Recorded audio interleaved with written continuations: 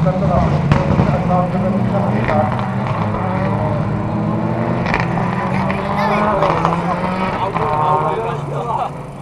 ji otevřel.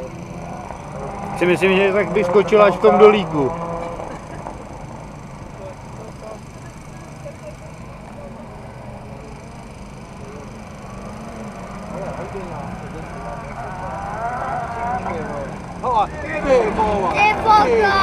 Ty krávo. Jo.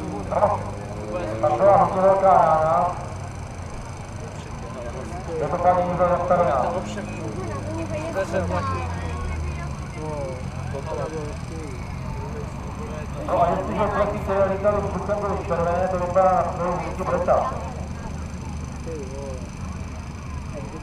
Neviděl, kam má jet, ten práv. Ale to má se do repa, ne?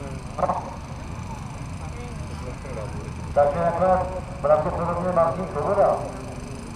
I on nahrál červenou barvu.